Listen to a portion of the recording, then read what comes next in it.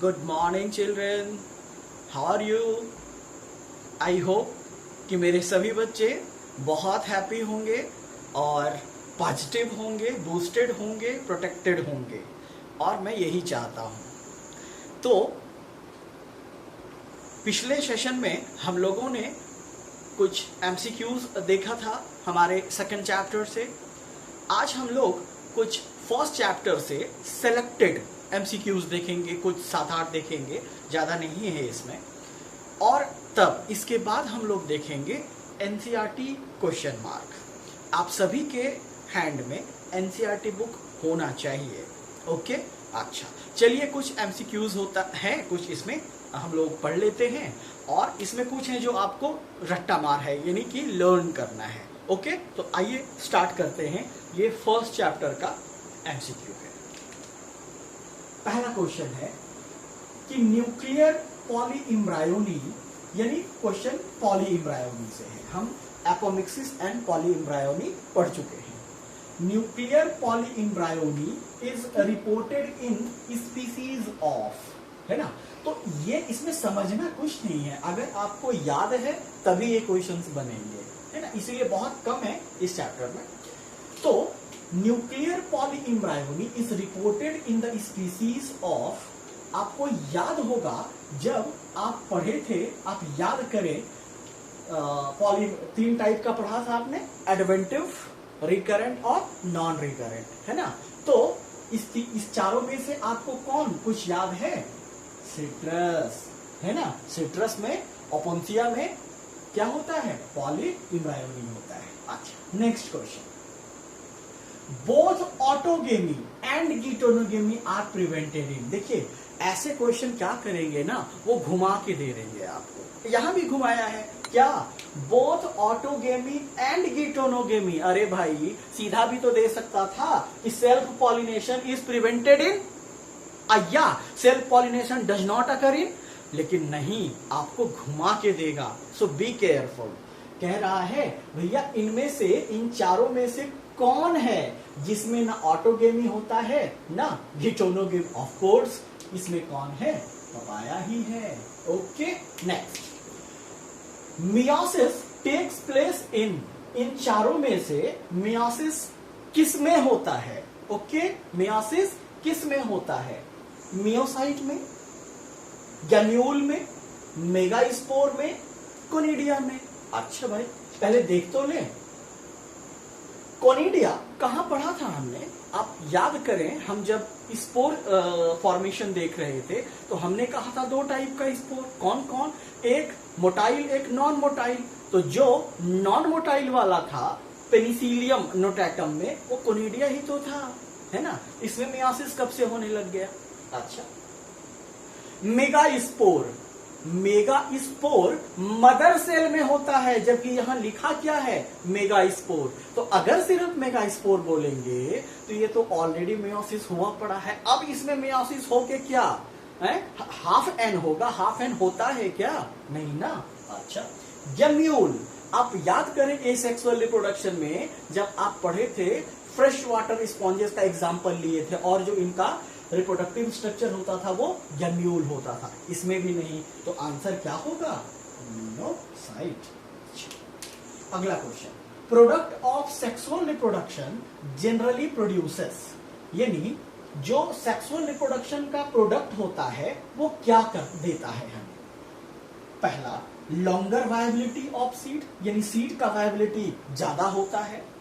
Prolonged dormancy, dormancy बहुत दिन तक का होता है। New genetic combination leading to variation, और लार्ज बायोमास। अच्छा, आंसर तो देखते हैं बेटे। Are you aware about the biomass? No? Okay, आज समझ लीजिए, फिर आप जिंदगी में कभी नहीं भूलेंगे। बायोमास समझिए क्या है बायोमास। जब कोई भी सेल डिवाइड करता है, देख समझिए ना, ऐसे समझिए कि यहां पे बेटा मान लीजिए कोई सेल है, ये माइटोसिस किए जा रहा है, किए जा रहा है, किए जा रहा है, किए जा रहा है, किए जा रहा है, किए जा रहा है। देख रहे हैं ना, ये सब तो लिविंग है, लिविंग है। तो अब चूंकि ये सारे सेल लिविंग है और माइटोसिस करके अब इसका गुच्छा बन गया। अब इसका कुछ वेट तो होगा ना, कितना वेट, मान लो 250 ग्राम। ओके, अब इसका वेट क्या हो गया, 250 ग्राम हो गया। अब इसमें माइनस कर दो H2O यानी ड्राई वेट, यानी अब जितना बचा, मान लो बेटे कि 50 ग्राम इसमें वाटर था, तो अब बायोमास कितना हो गया, 200 ग्राम। समझ में आया? तो उसको बोलते हैं, मतलब total body weight minus H2O is biomass. आइए, तो product of sexual reproduction generally reproduces longer viability of seed. कहां से? सीड का लॉन्गर वायबिलिटी कितना होगा ये सेक्सुअल रिप्रोडक्शन थोड़ी ना तय करेगा। अच्छा, प्रोलॉन्ग्ड डोरमेंसी, अजीब बात है भाई, डोरमेंसी की बात कहां से आ गई है? न्यू जेनेटिक, यस, ये आंसर होना चाहिए। क्यों? क्योंकि सेक्सुअल रिप्रोडक्शन में क्रॉसिंग ओवर होगा तो जेनेटिक कॉम्बिनेशन यानी लीडिंग टू वेरिएशन, क्योंकि हम जानते हैं कि क्रॉसिंग ओवर होगा तो वेरिएशन होता है ना? तो answer will be C. Next,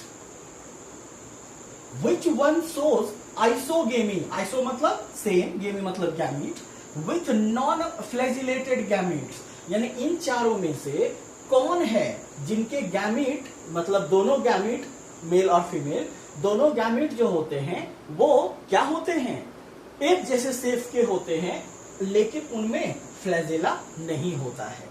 तो कौन है इसमें? ये सब रट्टा मार लेना है बेटा आपको। स्पाइरोगायरा है इसमें। अच्छा, प्लेनेरिया पोजेस हाई कैपेसिटी, ये तो आप क्लास 11 का ही क्वेश्चन है। हाँ, क्या? Metamorphosis, regeneration, alteration of generation, bioluminescence, bio मतलब लिविंग ऑर्गेनिज्म और ल्यूमिनेसेंस मतलब लाइट, है ना? तो इसमें इस प्लेनेरिया में बायोल्यूमिनेसेंस तो होता नहीं है, तो हाई कैपेसिटी ऑफ क्या होता है बेटे? रीजनरेशन। अच्छा, क्या आपको याद है कि, अच्छा एक बात और बता दें हम आपको कि रीजनरेशन को एक और नाम से जानते हैं, ये भी IPMT में पूछ चुका है कि the other name of regeneration is neogenesis. Neo मतलब होता है न्यू, तो जब रीजनरेशन होगा तो न्यू ऑर्गेनिज्म ही फॉर्म होगा ना, तो रीजनरेशन को क्या बोलते हैं बेटे? नियोजेनेसिस। ओके, अच्छा, जब रीजनरेशन हम आपको क्लास 11 में पढ़ा रहे थे, आपको याद है रीजनरेशन और ट्रू रीजनरेशन के बारे में बताए थे हम आपको। जैसे कि लिजर्ड है, हाँ, छिपकली है, उनके जो टेल हैं वो ब्रेक हो जाते हैं तो फिर वो रीजनरेट हो जाते हैं ना? क्या वो ट्रू रीजनरेशन है कि रीजनरेशन है? दैट इज रीजनरेशन, और उसको क्या बोलते हैं? इपीमॉर्फोसिस टाइप। आप याद करें, ईपी मतलब अब, यानी बॉडी का अगर लॉस्ट पार्ट रिपेयर हो जाए, फिर से फॉर्म हो जाए, तो उसको क्या बोलते हैं? रीजनरेशन या इपीमॉर्फोसिस। लेकिन अगर किसी एक सेल से पूरा ऑर्गेनिज्म फॉर्म हो जाए, that is known as true regeneration, है ना? तो प्लेनेरिया क्या करता है? True regeneration. हालांकि यहां ट्रू यूज नहीं किया है, but that is known as true regeneration. और ट्रू रीजनरेशन का जो एक और टर्म बताया था आपको याद है क्या? मॉर्फोलैक्सिस, है ना? तो याद रखना है, मॉर्फोलैक्सिस ट्रू रीजनरेशन और रीजनरेशन इपीमॉर्फोसिस। हाँ, स्टारफिश में होता है, लिजर्ड में होता है ना? लेकिन यहां पे क्या है? True regeneration. खैर, नेक्स्ट क्वेश्चन, स्टॉक एंड सेऑन काटे थे ना आप, आर्टिफिशियली वेजिटेटिव रिप्रोडक्शन करवाए थे, तो पूछ रहा है कि stock and scion are used in cutting, नहीं, ग्राफ्टिंग, लेयरिंग, माइक्रो प्रोपगेशन। तो ये सब तो एलपीजी का क्वेश्चन है, बट मैं बता दूं आपको ये सारे AIPMTs में आए हुए हैं, तभी मैंने सेलेक्ट किया है। Next and last, which one of the following generates new genetic combination leading to variation? Nuclear polyembryony, vegetative reproduction, कब से वेजिटेटिव रिप्रोडक्शन जेनेटिक कॉम्बिनेशन करने लगा? पार्थेनोजन, अरे हैप्लॉइड, तो आंसर क्या होगा? Sexual reproduction. ओके, तो ये था बेटा हमारा फर्स्ट चैप्टर का MCQ। अच्छा, अब हम लोग देखेंगे first chapter of reproduction unit and second chapter of reproduction unit का एनसीईआरटी क्वेश्चन मार्क। अब हम लोग देखते हैं एनसीईआरटी क्वेश्चन मार्क, इसको क्रिटिकल थिंकिंग भी बोलते हैं, है ना। यानी एनसीईआरटी के क्वेश्चन मार्क को हम लोग को इलैबोरेट करना है। मैं फिर कह रहा हूं कि ये अभी तो मैं आपको बोर्ड पे और वर्बली समझा दूंगा, लेकिन if you want all question mark elaboration in written way, you can let me know and I will give you on in the group on my WhatsApp. Okay, ठीक है, ओके। और आपको उसको नोट्स में लिख लेना है, लिख भी लेना है और लर्न भी कर लेना है, समझा तो मैं रहा ही। ओके, चलिए फर्स्ट चैप्टर में चलिए बेटा। एनसीईआरटी के फर्स्ट चैप्टर के पेज नंबर 1 में ही पहला क्वेश्चन मार्क है क्या कि why do we say there is no natural death in single celled organism। वही आप याद करें जब हम आपको बता रहे थे कि जो सिंगल सेल्ड ऑर्गेनिज्म है, जो बाइनरी फ्यूजन के द्वारा डिवाइड करते हैं, वो इमोर्टल समझा जाता है। लेकिन क्या वो वाकई इमोर्टल होता है? Yes, biologically. अब ये नहीं कि उनके लिए अनफेवरेबल, आपने आग लगा दिया और वो मर गया, वो एक्सीडेंटल डेथ हुआ, लेकिन यहाँ है बायोलॉजिकल डेथ नहीं होता है उसका, है ना। क्यों नहीं होता है? कि आपको पता है कि जैसे से कोई अमीबा है मान लो, हाँ, तो ये पेरेंट सेल है, ये तब तक माइटोसिस नहीं करेगा जब तक कि थोड़ा ये और ग्रो ना हो जाए। अब भी पेरेंट सेल है, लेकिन जैसे ही ये ओल्ड होगा ये क्या कर लेगा? खुद को ब्रेक कर लेगा। तो अब बताओ ना, ये इसमें बदल गया, यानी पेरेंट सेल 2 डॉटर सेल में बदल गया। क्या इसका डेथ हुआ बायोलॉजिकली? नहीं ना।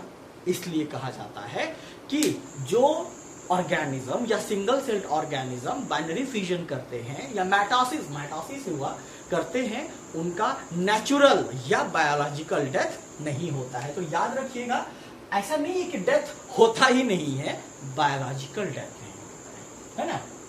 तो इनका नेचुरल या नेचुरली या बायोलॉजिकली इमोर्टल होता है, ठीक है। ओके, नेक्स्ट हमारा चले एक पेज नंबर 7 में चलते हैं हम लोग। पेज नंबर 7 में कहता है कि is vegetative reproduction also a type of asexual reproduction. Of course यार, वेजिटेटिव रिप्रोडक्शन जो है आपका, समझिए ना, वेजिटेटिव रिप्रोडक्शन जो है आपका, ये किसके द्वारा होता है बेटा? उस स्ट्रक्चर को आप क्या बोलते हो? प्रोपाग्यूल्स ना, प्रोपाग्यूल्स बोलते हो। हाँ, आप याद करें, रनर, सकर, स्टोलन, ये सब क्या थे? वेजिटेटिव प्रोपग्यूल्स। अब ये प्रोपग्यूल नए ऑर्गेनिज्म को जन्म दे देगा तो वेजिटेटिव रिप्रोडक्शन कहेंगे। और चूंकि इसमें कोई गैमीट नहीं बन रहा है, इसमें कोई सेक्स ऑर्गन इन्वॉल्व नहीं है, इसीलिए वेजिटेटिव रिप्रोडक्शन को हम एसेक्सुअल रिप्रोडक्शन कहते हैं। ए मतलब विदाउट, असेक्सुअल मतलब गैमीट, है ना। इसीलिए हम वेजिटेटिव रिप्रोडक्शन को एसेक्सुअल रिप्रोडक्शन कहते हैं। अच्छा, इसमें एक और क्वेश्चन मार्क है बेटे कि is the term clone applicable to the offspring formed by vegetative reproduction? Of course. क्यों सर? अरे भाई, जब गैमीट ही नहीं है तो क्रॉसिंग ओवर होगा क्या? No sir. अच्छा, क्रॉसिंग ओवर अगर नहीं हो रहा है तो वेरिएशन होगा क्या? नहीं सर। और अगर वेरिएशन नहीं होगा तो सबके सब मॉर्फोलॉजिकली और जेनेटिकली क्या होंगे? सिमिलर, आइडेंटिकल होंगे। तो उसको क्या बोलते हैं? क्लोन ही तो बोलते हैं ना। And each member of clone is ramet, आपको बता चुके हैं। चले अगला है बेटे पेज नंबर 8 में क्या कहता कि found out how sexual reproduction enables these organisms to survive during unfavourable conditions. ये कह रहा है अलगी और फंगी के बारे में कह रहा है कि ये जो ऑर्गेनिज्म है ये अनफेवरेबल कंडीशन में सेक्सुअल रिप्रोडक्शन इनको किस प्रकार जीने में सहायता करता है ना। Why is sexual reproduction favoured under such conditions. तो बेटे बात हो रही है यहाँ किनकी, अलगी फंगी की। क्या करता है ये समझना, नॉर्मली ये क्या करता है, एसेक्सुअल रिप्रोडक्शन। ठीक, अच्छा अब क्वेश्चन कह रहा है कि ये क्यों फेवर करता है, जब अनफेवरेबल कंडीशन आता है तो ये सेक्सुअल रिप्रोडक्शन पे क्यों शिफ्ट कर जाता है। तो देखिए ये जानता है कि नॉर्मली ये क्या करता है, एसेक्सुअल रिप्रोडक्शन। अगर बेटे एसेक्सुअल रिप्रोडक्शन होगा तो इनके प्रोजेनी में वेरिएशन होगा क्या, नहीं।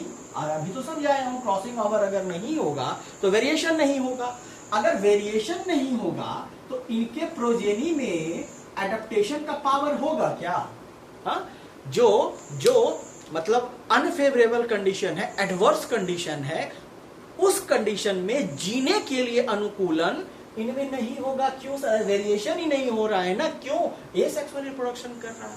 तब ये होशियार है, तब क्या करता है ये, तब ये मूव कर जाता है सेक्सुअल रिप्रोडक्शन। ठीक, अच्छा अब क्या होगा, गैमीट बनेंगे, वेरिएशन भी होगा। अब देखो अगला क्वेश्चन है कि how sexual reproduction enables this organism in such condition. तो वेरिएशन होगा, ठीक, वेरिएशन होगा तो एडेप्टेशन होगा, एडेप्टेशन का पावर आएगा, और अगर एडेप्टेशन का पावर आएगा तो एडवर्स कंडीशन में जीने में अनुकूल हो जाएगा ये, है ना, ये बात। चले अब चलते हैं हम लोग बेटे पेज नंबर 9 में। पेज नंबर 9 कहता है कि how long does it take for marigold, rice, wheat, coconut, mango plants to come to flower. इसमें कह रहा है कि मैरीगोल्ड, राइस, व्हीट और कोकोनट, मैंगो प्लांट में फ्लावरिंग होने में कितना देर लगता है, कितना टाइम लगता है। In some plants where flowering occurs more than once, ऐसा प्लांट जिसमें एक से ज्यादा बार फ्लावरिंग होता है, what would you call the inter flowering period, juvenile और मैच्योर। बहुत अच्छा क्वेश्चन तो नहीं कहा जा सकता है, बट चूंकि इलाबरेट करना है तो करना है। आइए देखिए, इसमें जो बेटा है मैरीगोल्ड, गेंदा जिसको बोलते हो, राइस, व्हीट, आपने फ्लावरिंग पीरियड वाला को दो भाग में बांटा, दो टर्म दिया था बेटा। जो एक ही बार करते हैं उनको क्या बोले थे आप, मोनोकार्पिक, और जो हर साल ईयर आफ्टर ईयर करता है उसको पॉलीकार्पिक बोले थे आप। तो मैरीगोल्ड, राइस और व्हीट जैसे प्लांट को 3 मंथ लगते हैं, कब से, फ्लावरिंग करने में 3 मंथ लगते हैं, कब से, फ्रॉम प्लांटिंग, जिस दिन प्लांटिंग किए सीजन आया तब से लेकर के 3 महीने इसको लग जाते हैं फ्लावरिंग करने में। ओके, अच्छा अब बात कर रहे हैं हम मैंगो का। तो मैंगो जो है प्लांटिंग के बाद 3 से लेके 6 इयर्स लग जाता है फ्लावरिंग करने में। अब बात करते हैं कोकोनट की। तो कोकोनट जो है बेटे, यह भी 3 से लेकर के 8 ईयर, 3 to 8 इयर्स लग जाते हैं फ्लावरिंग करने में। अच्छा अब पूछ रहा है कि ऐसा प्लांट जो एक बार फ्लावरिंग किया, हाँ मान लीजिए फर्स्ट बार फ्लावरिंग हुआ पहले सीजन में, फिर दूसरा सीजन आया तो सेकेंड फ्लावरिंग हुआ, इस पीरियड को आप क्या बोलते हैं, इंटर फ्लावरिंग पीरियड, है ना। 2 फ्लावरिंग के बीच के पीरियड को इंटर फ्लावरिंग पीरियड बोलते हैं। हाँ ये क्वेश्चन सही है, पूछ रहे क्या इस इंटर फ्लावरिंग पीरियड को जुवेनाइल कहोगे कि मैच्योर। कहां से भैया, यहां जब एक बार फ्लावरिंग हो गया तो सब कुछ झड़ गया ना, खत्म ना, यानी यहां से शुरू हो गया। अब सेकेंड फ्लावरिंग जब आएगा तो उसको हम क्या बोलेंगे, जुवेनाइल फेज बोलेंगे ना, इसको हम जुवेनाइल फेज बोलेंगे। ओके चलिए पेज नंबर 11 चलते हैं बेटा जी। पेज नंबर 11 में कहता है can you identify cases where self fertilisation is observed. ये अच्छा क्वेश्चन है ना। कह रहा है कि क्या कुछ केस आप ऐसे याद कर सकते हैं जहां सेल्फ फर्टिलाइजेशन अकर होता हो? देखिए बेटा, अगर प्लांट की बात करें तो सेल्फ पॉलिनेशन तो होता ही है, लेकिन कुछ एनिमल्स भी हैं, कुछ जिसमें सेल्फ फर्टिलाइजेशन होता है। आइए देखिए किसमें होता है।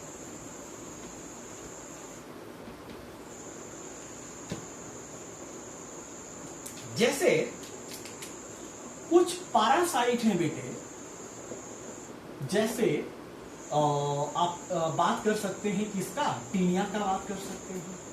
हाँ? टीनिया सोलियम आपको याद होगा, क्लास 11 में हम लोग जब एनिमल किंगडम पढ़ रहे थे तो हम आपको बताए थे, है ना। और या एक और ले सकते हैं टेप वॉर्म। ये क्या करता है, ये पैरासाइट है। अब देखो, ये जब होस्ट के बॉडी में आया, ये पैरासाइट है। पारा मतलब अदर, साइट मतलब लोकेशन, यानी ऐसा ऑर्गेनिज्म जो लोटा और थाली लेके तैयार होता हो किसी दूसरे घर में भोजन करने के लिए।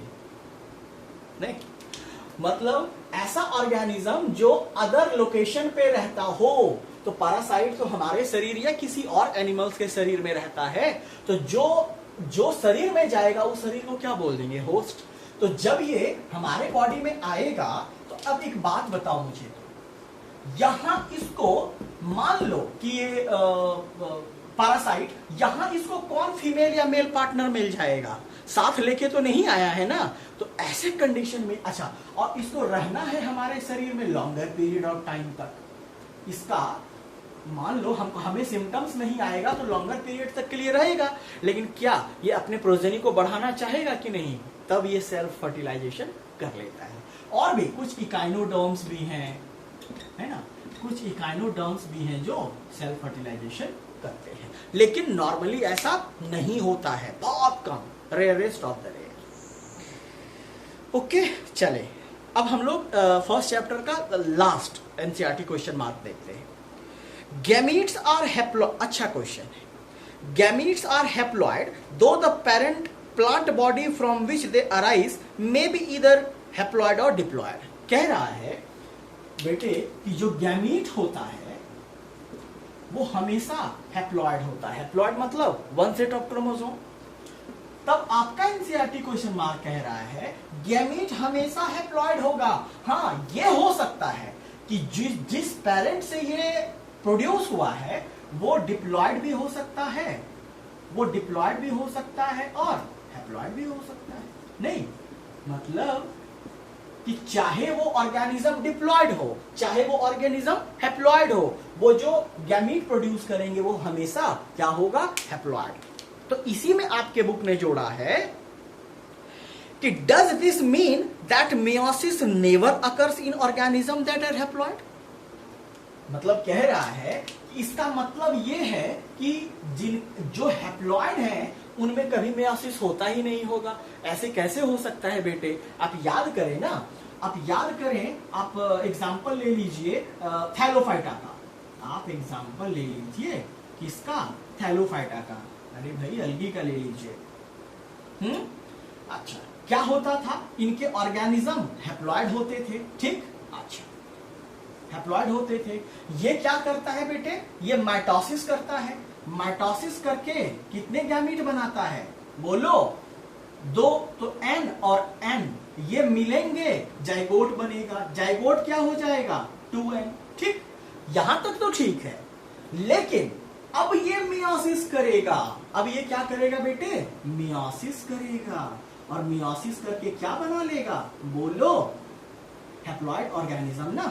तो हैप्लॉइड ऑर्गेनिज्म मियोसिस करता है, लेकिन कब करता है, जाइगोट यानी स्पोरोफिटिक पार्ट जब आता है तब करता है। ये आपको हम अलगी में पढ़ा चुके हैं क्लास 11 में ही, है ना। तो ये था फर्स्ट चैप्टर का। अब हम लोग देखते हैं सेकंड चैप्टर का, चैप्टर नंबर 2, पेज नंबर 21 में चलते हैं। देखिए बेटे, ऐसा नहीं है कि क्वेश्चन मार्क जो मैं बोल रहा हूं, हाँ, फर्स्ट पेज में कोई नहीं छूटा है, सेकंड पेज में कई ऐसे क्वेश्चन मार्क हैं जो आपको बहुत अच्छे से पता है।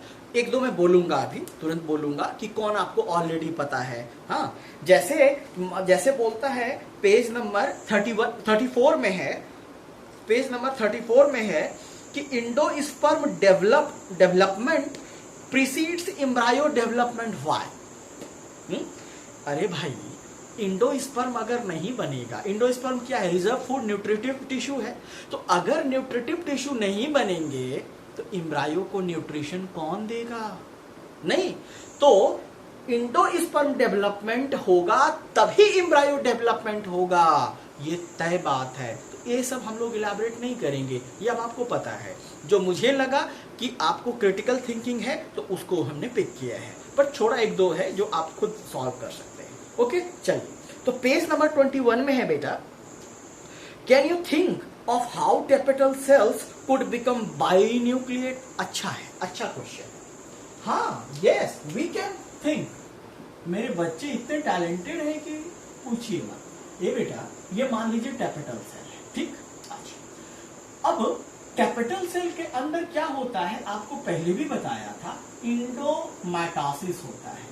इंडोमाइटोसिस में क्या होता है कि कैरियोकाइनेसिस तो होता है, कैरियोकाइनेसिस तो होता है। कैरियो मतलब न्यूक्लियस, काइनेसिस मतलब डिवीजन।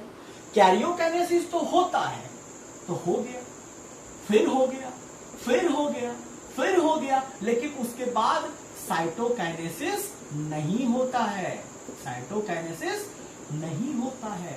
तो बताओ, कैपिटल सेल बाइन्यूक्लिएट या मल्टीन्यूक्लिएट होगा कि नहीं होगा? सिंपल सी बात है ना। चले अब पेज नंबर 28 में, डू यू थिंक दैट, ये भी बेहतरीन है, do you think that cleistogamy is advantageous और disadvantageous to the plant and why?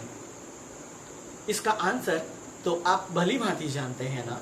पूछ रहा है कि जो क्लिस्टोगेमी है, तो बाबू मेरे लाल, मेरे पीले, मेरे नारंगी, क्लिस्टो मतलब क्लोज्ड, है ना। पूछ रहा है कि ये प्लांट के लिए लाभदायक है कि हानिकारक है? ए बाबू मेरा, एक तरह से लाभदायक भी है, एक तरह से हानिकारक भी है। क्या? अगर आप एडवांटेजियस की बात करेंगे तो एडवांटेज क्या है बेटा इसके पास? ये कि इनको पॉलिनेटर की जरूरत नहीं होती है। इनका जो सीड सेट है वो एकदम अस्योर्ड है। क्यों? क्योंकि किसी पे ये निर्भर नहीं है। क्यों? अरे भाई, क्लोज्ड है ना, तो सेल्फ पॉलिनेशन होगा ना। तो सेल्फ पॉलिनेशन किसी पॉलिनेटिंग एजेंट पे डिपेंडेंट थोड़ी ना है। तो ये क्या है बेटे? एडवांटेज। अच्छा, एडवांटेज देख लिया। अच्छा, इसमें क्या है बेटा? पॉलिनेटर की दरकार नहीं होती है, किसी पे निर्भर नहीं है, ये इसका एडवांटेज है। लेकिन क्लिस्टोगेमी डिसएडवांटेज भी है इनके लिए। वो कैसे बाबू मेरा? वो इसलिए बाबू मेरे कि इनमें होता क्या है? Self pollination. हाँ, सेल्फ पॉलिनेशन। तो सेल्फ पॉलिनेशन होगा तो वेरिएशन होगा क्या? नहीं ना, जेनेटिक वेरिएशन नहीं होगा। ये डिसएडवांटेज हो गया ना, ये बात है। ओके, तो क्लिस्टोगेमी जो है प्लांट के लिए एडवांटेजियस भी है और डिसएडवांटेजियस भी है। चले अगला question, page number 36। Is there any relationship between number of ovules in an ovary and the number of seed present in a fruit? वो पूछ रहा है कि क्या कोई रिश्तेदारी है ओवरी में प्रेजेंट ओव्यूल का और फ्रूट में सीड? ऑफ कोर्स यार, ओव्यूल क्या है, सीड क्या है? फर्टिलाइज्ड ओव्यूल ना। तो अब एक बात बताओ, अगर फर्टिलाइजेशन सक्सेसफुल हुआ और अगर एक सीड है, इसका मतलब ओव्यूल कितना था? एक ही था ना। तो डायरेक्ट रिलेशन है भैया, है ना। ओव्यूल ही ये तय करेगा कि अगर फर्टिलाइजेशन हुआ है तो सीड कितना होगा। नहीं, अगर एक ओव्यूल था, अगर फर्टिलाइजेशन हुआ है तो एक सीड रहेगा। नहीं, अच्छा, ओके। और अगला क्वेश्चन है बेटे हम इसको लास्ट समझ रहे हैं, क्योंकि जो आपसे नहीं बनता मैं वही डिस्कस कर रहा हूं। ओके, अच्छा, अगला है page number 38। How many eggs present in an embryo sac? Embryo sac में कितने एग होते हैं? जनरली एक ही होते हैं। How many embryo sacs are present in ovule? एक ओव्यूल में नॉर्मली एक ही एम्ब्रायो सैक होता है। How many ovules are present in an ovary? बेटे, तो ये तो डिपेंड करता है स्पीसीज पे ना, डिफरेंट स्पीसीज में डिफरेंट होता है। आप याद करें, मोनोकार्पेलरी है, मल्टी या पॉलीकार्पेलरी, जैसे आप कहेंगे मैंगो व्हीट और राइस में, तो इनमें एक ओवरी में एक ही ओव्यूल होता है। लेकिन अगर आप बात कर देंगे जो है मैंगो और एप्पल का, तो इसमें सॉरी स्ट्रॉबेरी और रास्पबेरी का, तो इसमें कई ओव्यूल होते हैं, है ना। तो ये डिपेंड करता है किस पे? डिफरेंट स्पीसीज पे, कि किस स्पीसीज की बात आप कर रहे हैं। ओके, तो ये था बेटे हमारा आज का।